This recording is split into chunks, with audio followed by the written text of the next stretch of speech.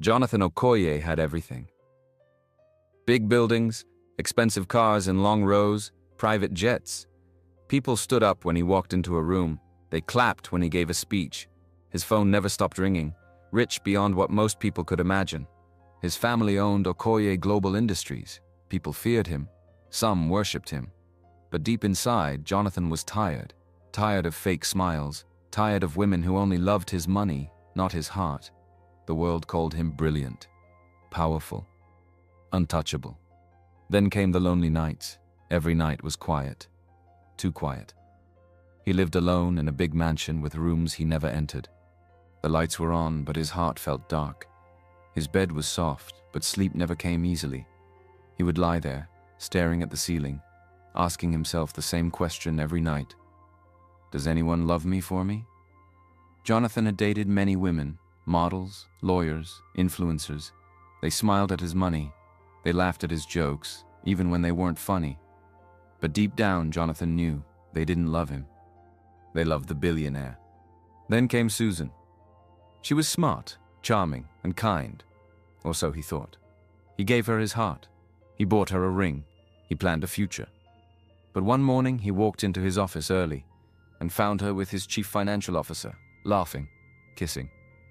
Jonathan said nothing. He turned around, walked out. That day, something in him broke. He cancelled the wedding, fired the CFO, and locked himself in his mansion for days. No one saw him, not even his assistant, Nora. People thought he went abroad, but he stayed home, thinking, hurting and wondering. Was I not enough for her? If I was poor, would anyone choose me? That night, as rain poured outside and thunder shook the windows, Jonathan stood by the glass and whispered to himself, "I'm going to find out." He turned around, picked up his phone and called Nora. "Get me an old shirt, torn trousers and slippers," he said. "Sir?" she asked, confused. "No designer clothes, no watch, no car. I want to look like a man with nothing." Nora stayed quiet for a second, then said, "Yes, sir." Jonathan Okoye, billionaire CEO of the Okoye Group, had made up his mind. He was going to pretend to be a poor beggar, not to play games, but to find out if real love still existed. Jonathan didn't rush. He knew that if he suddenly turned into a street beggar, someone might recognize him, so he decided to take it slow, step by step. He stopped shaving. His beard grew thick and wild. He stopped wearing suits. Instead, he wore old t-shirts, slippers, and jeans with holes. No wristwatch, no phone calls with fancy people, no drivers or bodyguards following him in big black cars. He packed a small bag and left his mansion before sunrise. The housekeepers thought he had traveled. No one knew where he was going, not even his parents. They were in London for business. That made things easier. This was his chance. Jonathan found a small room in a run-down part of town. The walls were cracked, the window had no curtain, and the mattress smelled like dust. But he didn't complain. He wanted to live like a man who had nothing. Every day, he walked the streets. He took up small jobs, pushing wheelbarrows at the market, helping carpenters, sometimes washing cars. He got paid in cash, small notes that he folded into his pocket. Nobody knew who he was, and for the first time in years he felt invisible, and strangely, it felt good.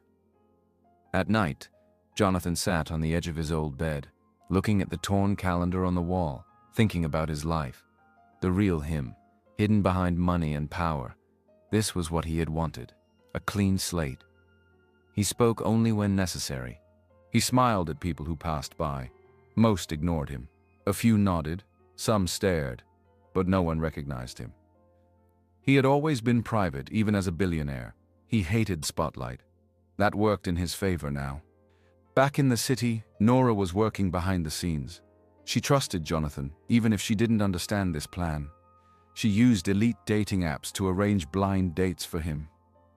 Each woman was told the same story. "You're meeting a man who used to have a good life but lost everything in this hard economy. He's now doing manual jobs and trying to start over." None of them knew he was Jonathan Okoye, the billionaire son of Chief Okoye. Jonathan met each woman at cheap restaurants or roadside spots, simple places with plastic chairs and hot food in foil. He always arrived early, sat with his head down, and waited. Of course, Nora had arranged one more thing: discreet security. Jonathan had 2 bodyguards watching from a distance every time. They didn't wear suits or talk in earpieces. They blended into the background. Their eyes were always on him, just in case. Jonathan didn't want trouble. He just wanted the truth. Could anyone love a man with nothing? The test had begun. The first date came on a Thursday evening. Jonathan wore a faded shirt and jeans. His hair was messy. His shoes were dusty from walking all day. He sat outside a small buka that served jollof rice and suya. The sky was turning orange, and the air smelled of spice and smoke. She arrived wearing a bright pink dress, heels that clicked on the concrete, and long nails that sparkled in the sun. Her name was Tina, and she was a fashion influencer with over 100,000 followers on Instagram. She looked around once, saw Jonathan, frowned, then looked around again, like she was hoping this was a mistake. "You're the one?" she asked. Jonathan smiled. "Yes, thank you for coming." She sat down slowly, her face already wrinkled in disgust. "You know, I thought this was a prank," she said, pulling out her phone. "You actually invited me here, like, here? Here?" Jonathan stayed calm. "It's quiet. I like the food." Tina laughed out loud. "I can't do this," she said, grabbing her bag. "Next time, please dress like a human being, not like someone who just woke up from the gutter." She left before the waitress even brought water. Jonathan sat in silence.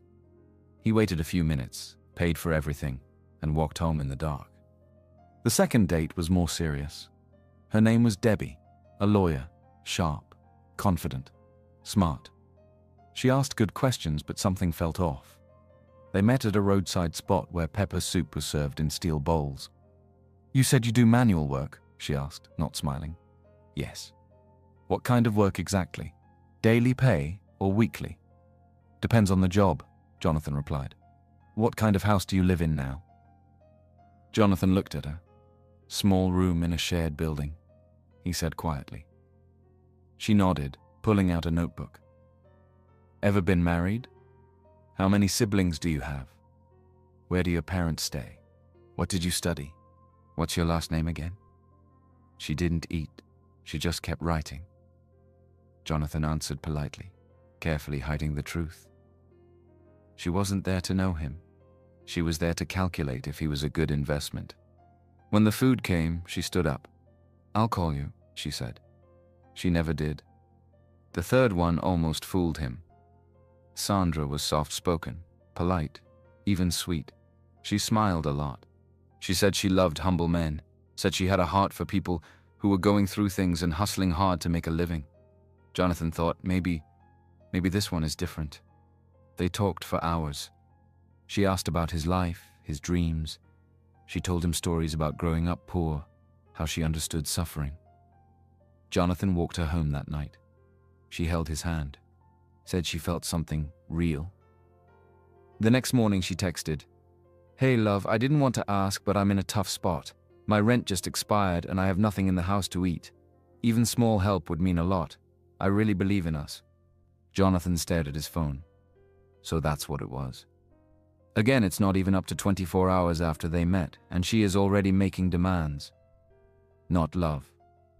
Just hunger for what they thought he had. That night, Jonathan sat outside his small room. The moon was full and dogs barked in the distance. He didn't speak, didn't move. He just sat there. His heart felt tired. He thought about the dates, about all the smiles that turned fake. Maybe there was no such thing as true love. Maybe no one saw the man, only the name, only the money. And maybe that's all he would ever be to them. Jonathan woke up one morning and just sat on his bed, staring at the wall. The fan above his head spun slowly. The air was hot. His clothes clung to his back with sweat. His heart was tired. He had been kind, patient, honest. And still, every woman saw him as either a joke or a wallet. He picked up his phone and called Nora. When she answered, he didn't even greet her. He just said, "I'm done." Nora paused. "What do you mean?" "I've tried. I've talked. I've walked miles in this heat, sat in broken chairs, eaten food from cheap plates, And still, nothing. No one is real. Maybe they never were. "Sir, I'm just a target," he said. "They don't want me. They want what I might have." He was ready to pack his bags and return to the mansion. But then Nora's voice softened. "There are good men and women out there, sir," she said. "I married one of them." He went quiet. "You never told me about your husband," he replied. "He was not rich when we got married. We met when we were both broke. We had nothing but hope. And now, 10 years later, we're still standing, happy, and now we have all we need." Jonathan didn't say anything. Nora added, "Don't let 3 bad women stop you from believing in the one good one." He scoffed. "You really believe someone can love a man who has nothing?" She replied, "Yes, but only if that man becomes nothing for real." Jonathan's eyes narrowed. "Fine," he said. "Let's take it all the way." Nora blinked. "What do you mean?" "I'll go out again," he said. "But this time, not as a poor worker." He stood up slowly. "I want to see if anyone in this world can love a man who looks like he's lost everything." He paused. "I'll become a homeless beggar." There was a long silence on the line. Then, to his surprise, Nora said quietly, "Okay, I'll help." The next day, Nora brought a bag. Inside were torn trousers, 2 ragged shirts, a threadbare hoodie, and a pair of worn-out sandals. There was also an old sack, faded, with tiny holes, like something used to carry garbage. Jonathan put them on. He looked in the mirror. Even he didn't recognize himself. Nora adjusted his collar and whispered, "Don't speak much. Just sit, watch, and listen." Jonathan nodded. Then he reached into a small metal box and pulled out something he had prepared the night before. A folded check. It was signed. Amount, 5 million. He slipped it into the lining of his shirt.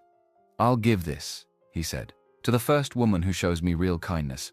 Not because I beg her, but because she chooses to care." Nora swallowed hard. "Good luck," she said. Jonathan took his sack and left. He sat near market gates, bus stops, and busy junctions in the heart of the city.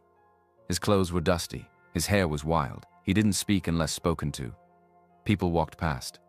Some looked at him with pity. Others laughed. Some dropped coins. Most ignored him. Hours passed. Then days. The world moved around him like a rushing river. But Jonathan stayed still, waiting, watching, hoping. From dawn till dusk, he changed locations, sometimes by the roadside, other times at bus parks or market entrances.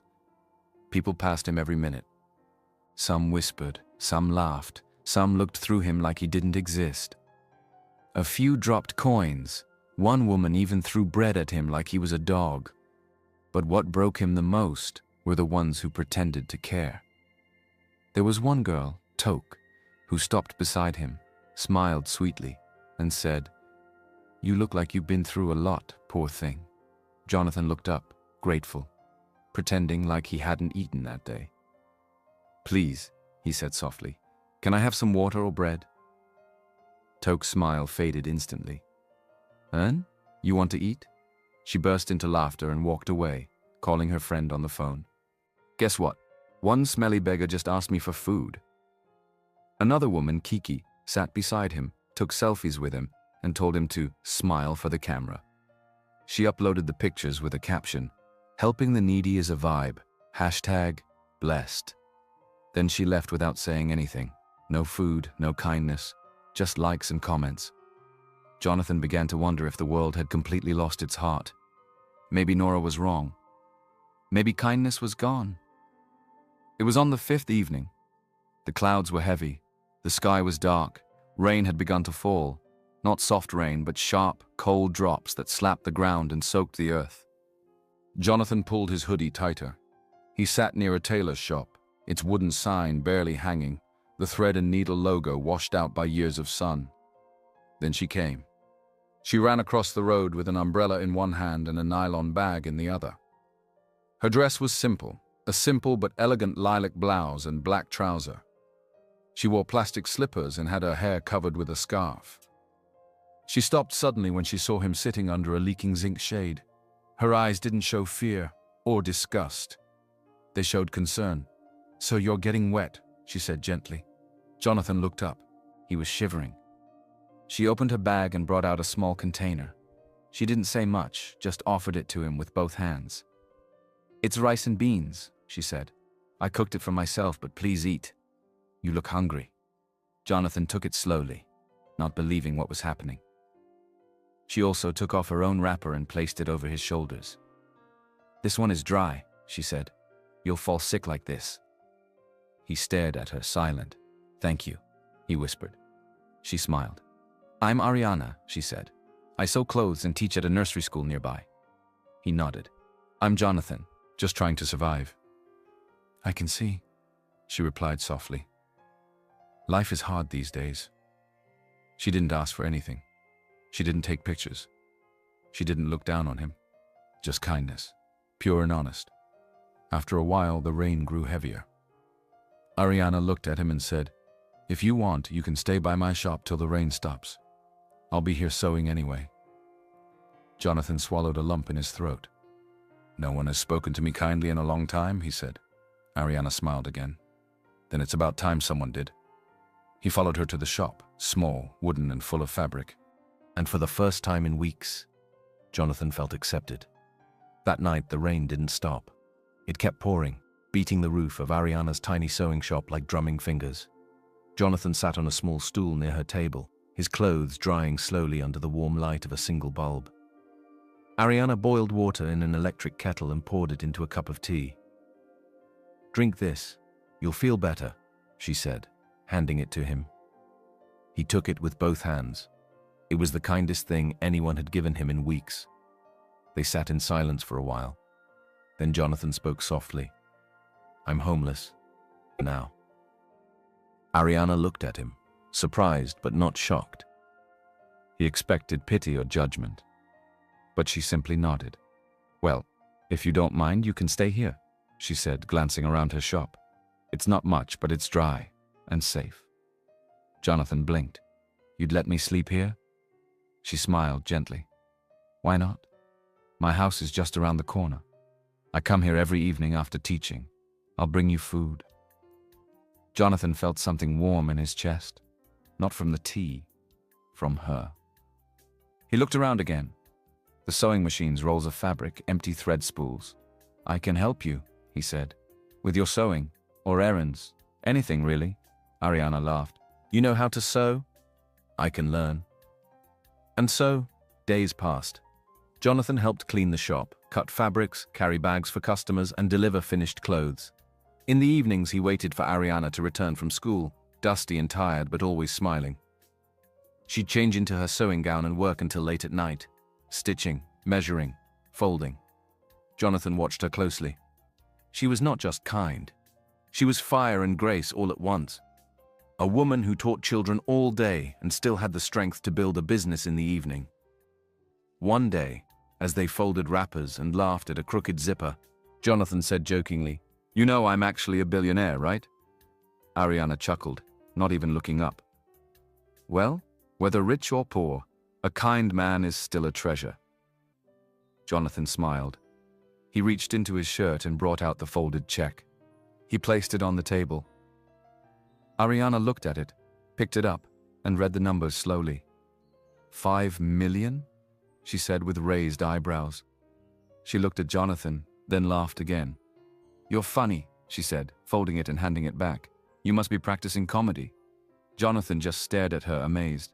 She didn't even blink. Not once did her eyes show greed. One evening, as they ate roasted yams and groundnut oil outside the shop, Ariana looked quiet. Jonathan noticed. "You okay?" he asked. She nodded slowly. "Just thinking." "About what?" She looked at him, a little shy. "My family." She paused. "My mom has been urging me to bring someone home. There's a celebration this weekend, my mother's 50th birthday. Everyone will be there. Aunties, uncles, cousins, and questions. Questions. You know the kind," she smiled faintly. "When will you marry? Where's your man? Are you sure you're not hiding someone?" Jonathan chuckled. "I know those questions too well." Ariana looked at him, eyes twinkling. "I was wondering, would you come with me? Just pretend to be my fiancé." Jonathan blinked. "Me?" She nodded slowly. "I know it's silly, but I'd rather go with someone I am familiar with rather than lie again or be mocked." Jonathan looked at her. She wasn't joking. She wasn't ashamed of him. In his ragged clothes, dusty slippers, and old hoodie, she was asking him to stand beside her. He smiled, heart pounding softly. "I'd be honored." Ariana and Jonathan traveled to her village early Saturday morning. Jonathan had trimmed his beard just a little and wore a plain button-up shirt with dark trousers. He no longer looked like a beggar, but he didn't wear anything flashy either. Just simple, clean, respectful. As they reached the family compound, loud voices, music, and laughter filled the air. Her mother's birthday party was already in full swing. Plastic chairs were scattered across the yard, steam rising from pots of jollof rice, meat sizzling on grills. They had barely stepped in when her elder sister, Linda, spotted them. She wore a bright green dress, gold jewelry that swung as she walked, and carried herself like a queen. Linda was a bank manager in the big city, and she made sure everyone knew it. She glanced at Jonathan from head to toe. Her nose wrinkled. "This is him?" she said, folding her arms. "Ariana? This is your fiancé?" Ariana smiled, her arm gently linked with Jonathan's. "Yes, Linda. Meet Jonathan." Linda didn't smile. Her eyes scanned his simple shirt, quiet shoes, and calm eyes. "You couldn't find someone more sophisticated?" she asked sarcastically.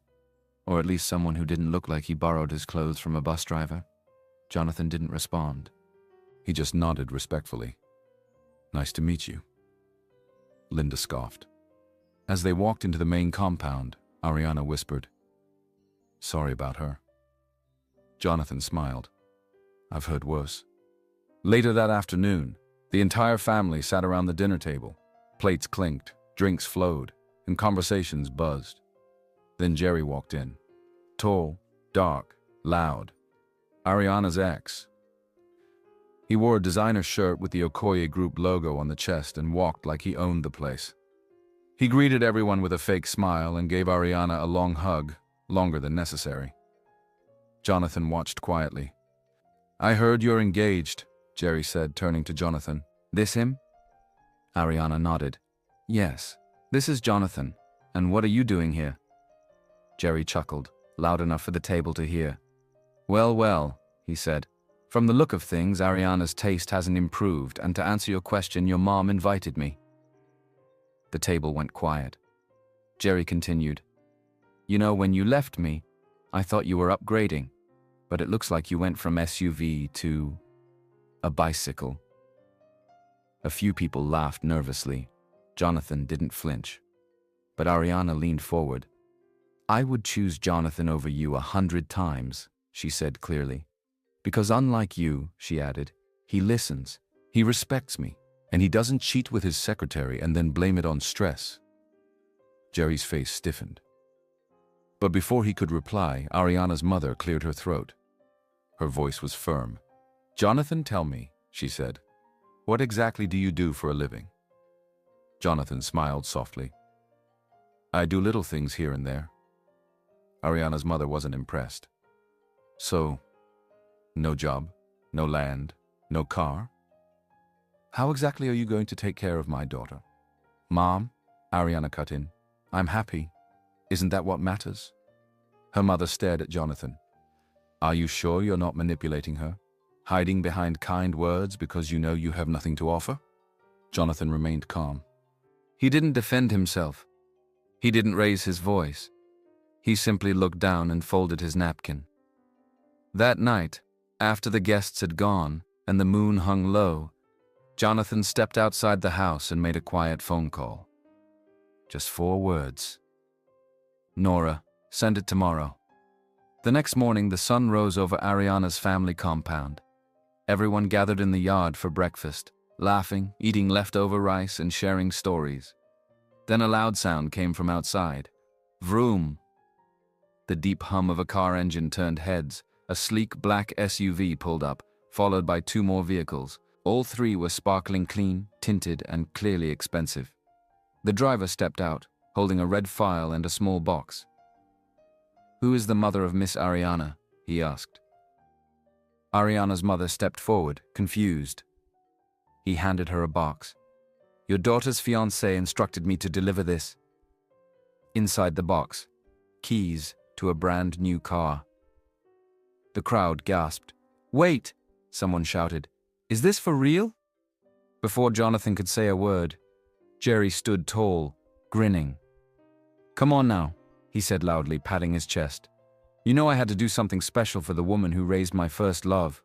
Eyes turned to him. You bought all this? Someone asked. Jerry winked. Supervisor for Okoye Group, remember?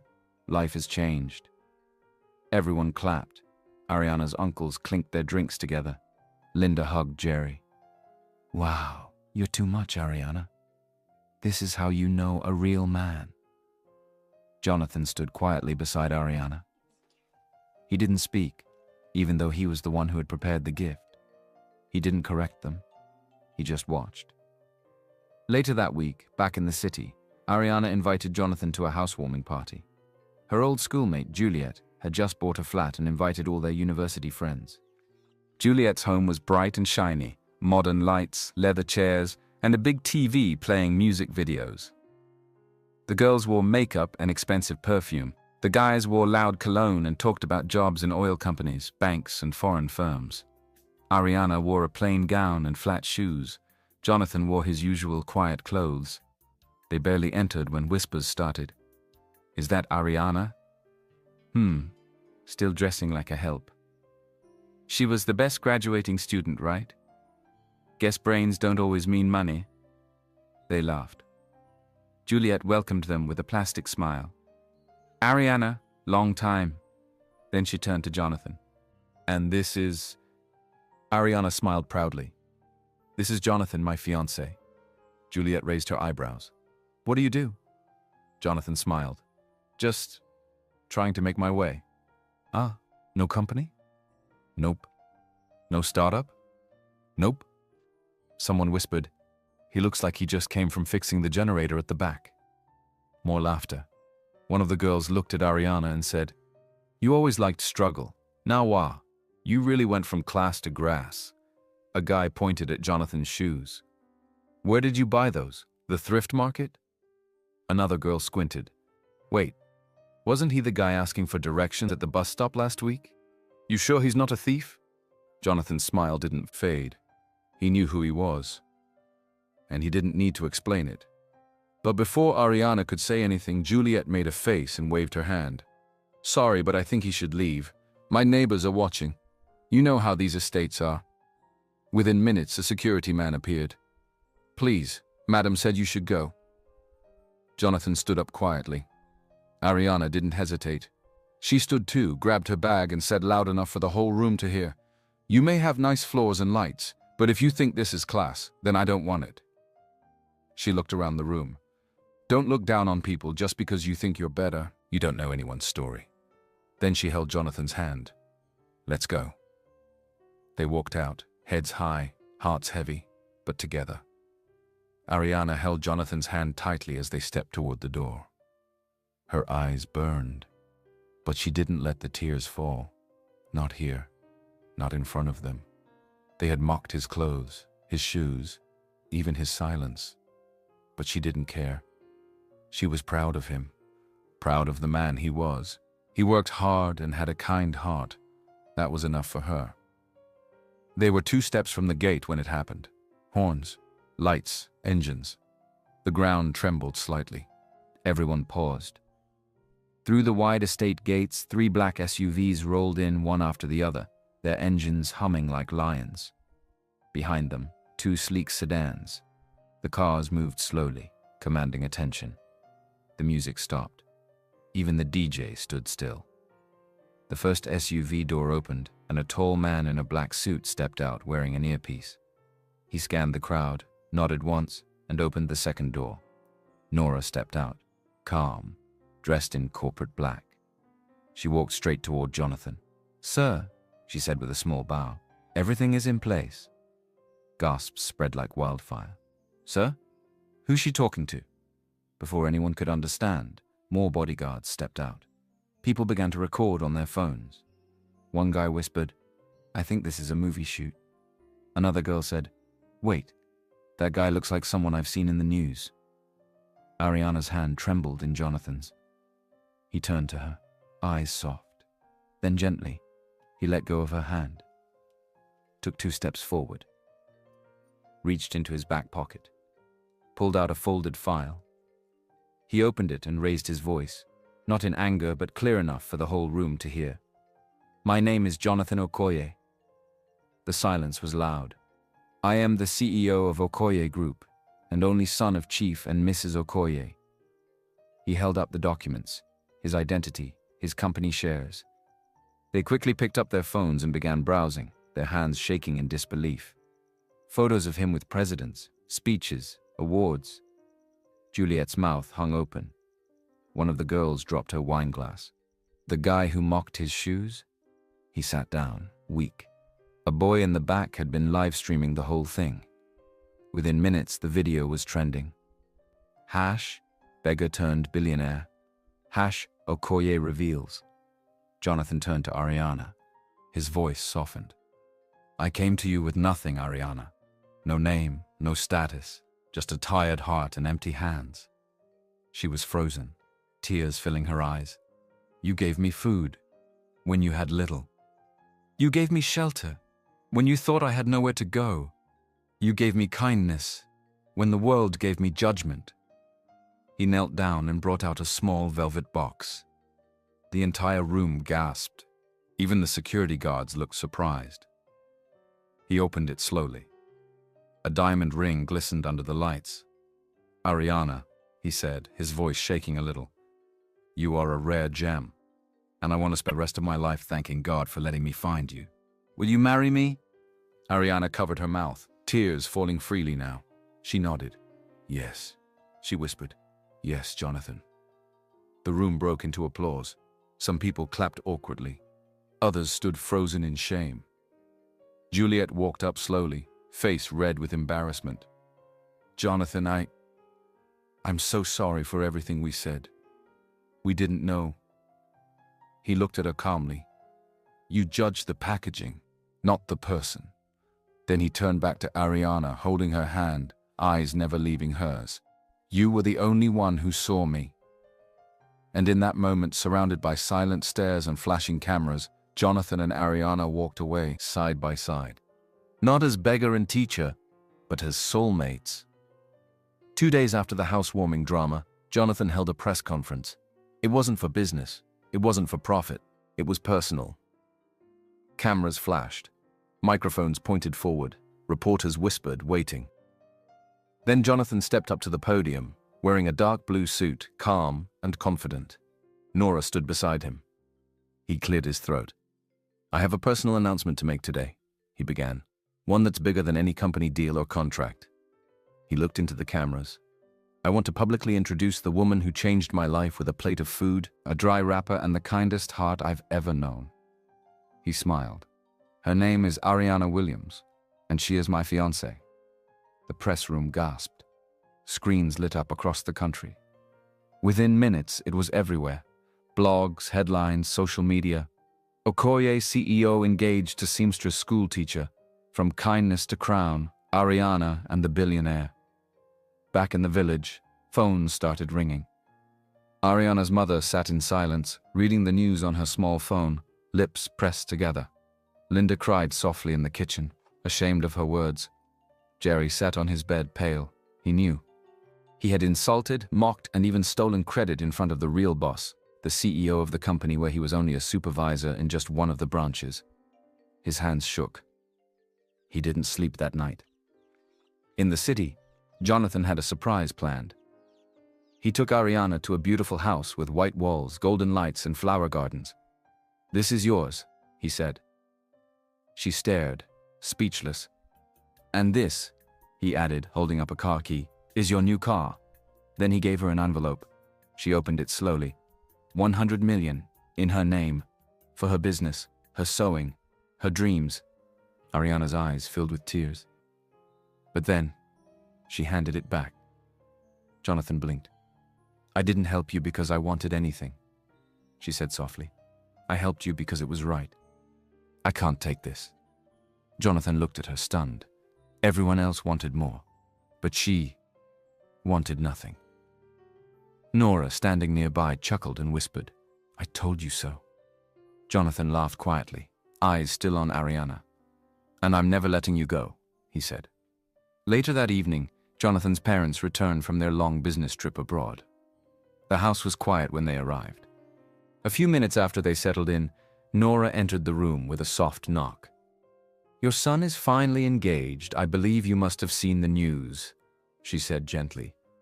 His mother's smile froze. "To that nobody?" she asked. Her face tightened. She stood up, pacing. "She's a school teacher?" she said, voice sharp. "A seamstress?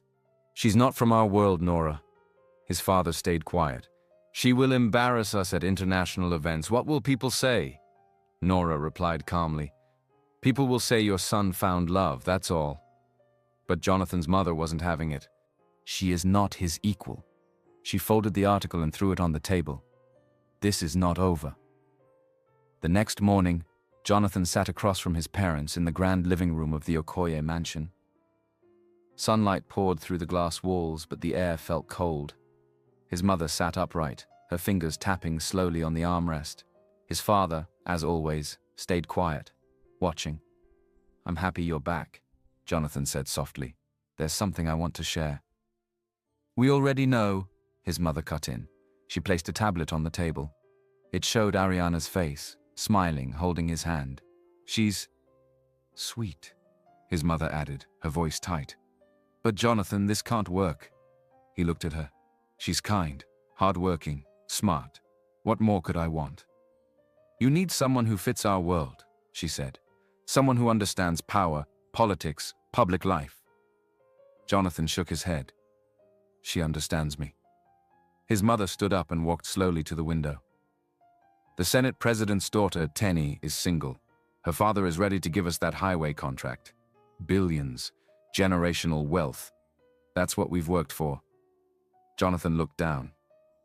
His father finally spoke. "You can't let emotions destroy everything we've built." Jonathan's voice was steady. "But we aren't poor. We have enough money to last several generations." His mother turned sharply. "Yes, but we need to protect it with strategy." She walked back and stood in front of him. "You want to throw all that away? For a girl who sews clothes in a wooden shop? She's not just a girl. She's the woman who gave me back my peace. She made me believe in love again." "Jonathan," she said firmly, "you're the heir. The name Okoye must stay respected.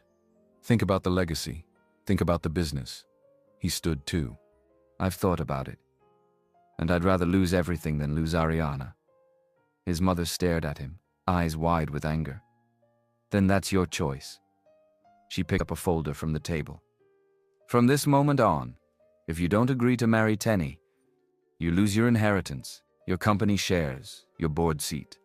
Everything." Jonathan's hands curled into fists. "I believe myself capable, and you know that too. My assets aren't all from the Okoyes," he said quietly. "I'm not afraid to start again." The silence in the room was loud, and the war between love and legacy had truly begun. Jonathan left the mansion that day feeling like he had been ripped in half. He had chosen love, but at what cost? His inheritance, his company, everything his name carried. That night he sat with Ariana in her small living room. The fan creaked above them. A single bulb flickered gently. She sat beside him, quiet. He could see the pain in her eyes. "You don't have to say it," she said softly. "I know what your parents said." Jonathan turned to her. "I don't care what they say." "But Jonathan," she whispered, "you've worked for that company since you were 20. It's your life. It's your name." He held her hand. "You are more than all of that. I can start over. I have a lot of assets and cash. I won't go broke." Her eyes filled with tears. "I feel like I'm pulling you away from your world." "You're not," he said. "You're giving me a new one, a better one." But deep inside, Ariana was hurting. She saw the pressure, the looks from people, the headlines, the deals falling apart. She didn't want to be the reason he lost his position as the CEO of Okoye Group.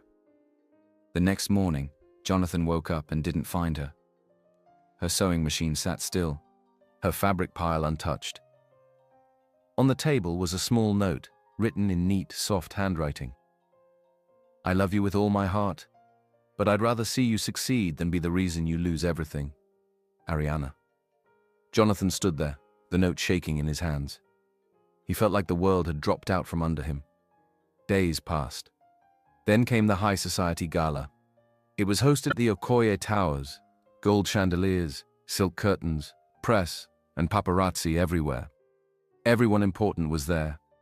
Senators, CEOs, foreign investors. It was supposed to be a night of power. A night to announce Jonathan's engagement to Tenny, the daughter of the Senate president. She stood near the stage in a glittering gown, smiling as the cameras flashed. Jonathan arrived late. All eyes turned. He walked in, wearing a plain black suit, no tie, no designer pin, just calm strength in his step. He walked to the stage and held the microphone. "Good evening, everyone," he began. Silence. "I know this night was meant for an announcement, and there is one." People leaned forward. He looked around, then said clearly, "I don't want a queen from politics. I want a queen with a heart, the queen of my heart." A few gasps. Tenny blinked, confused. "My parents gave me an ultimatum." He paused. "I chose love." He looked straight into the crowd, voice steady. "If you can't accept the woman who gave me hope when I was lost, who made me see the good in people, then I'll step down as CEO tonight. If I can't lead with my own heart, then I have no business leading at all." Gasps turned to murmurs. People exchanged stunned glances. He stepped down from the stage, walked out into the night. Head high, heart open. Meanwhile, far away from there, Ariana sat quietly on the edge of her bed, her fingers trembling slightly as she held the small white test strip. 2 pink lines. She stared at them again, and again. Tears rolled down her cheeks, silent, soft, not from fear, but from the weight of love and confusion sitting heavy in her heart. She was pregnant.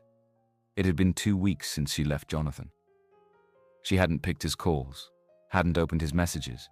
She had changed towns, moved in with an old friend, and started teaching at a small community school. Every day she told herself, "It's better this way. He has enough pressure.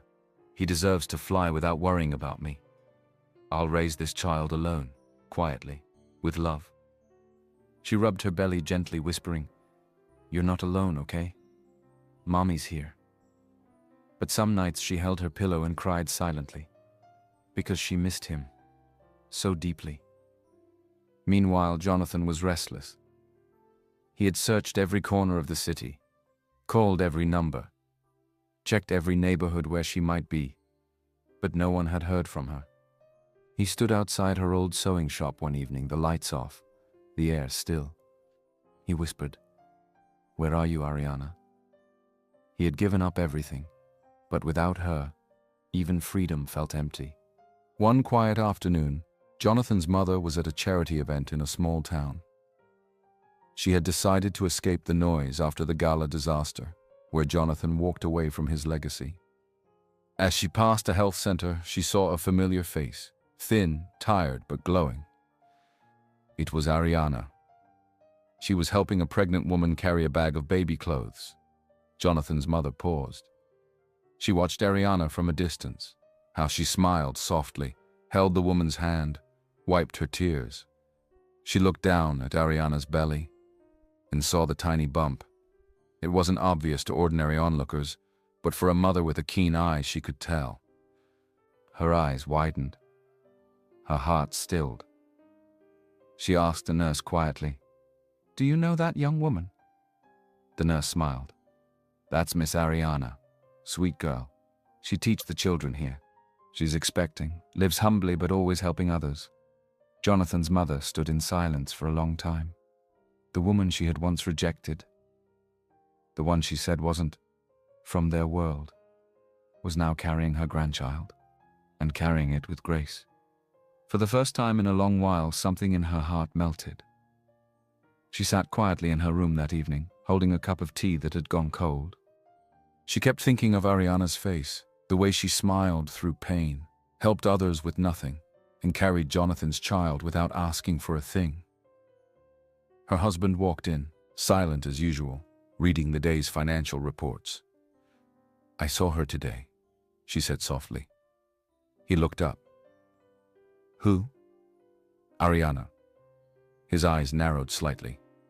"She's expecting," she added. "She's living in a tiny place, teaching, helping at a clinic, still standing tall." He said nothing. "She's carrying our grandchild," she said with a small, tearful laugh. "And I judged her. All this time, I judged her for not being born into an influential family." She looked up at him, her voice firm. "But she has something money can't buy. Strength, loyalty, heart." His face changed. "She's the right one for our son," she whispered. Her husband walked over and nodded.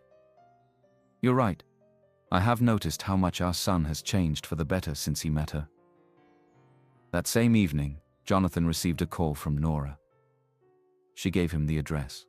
He didn't wait. He drove himself to the small clinic in the quiet town. When he walked in, he saw her, seated, calm, hands resting gently over her belly. She looked up and froze. Their eyes locked. Neither of them spoke for a moment. Then Ariana stood up, eyes watery, unsure if he'd be angry or hurt. "I didn't want to disturb your life," she said softly. "I just wanted to raise our child in peace." Jonathan stepped forward. His hands trembled as he placed them on her stomach. "You're carrying our child?" he whispered. She nodded. And just like that, he pulled her into his arms, holding her tightly. "Thank you, Ari. I've never been happier in my life," he said through quiet tears.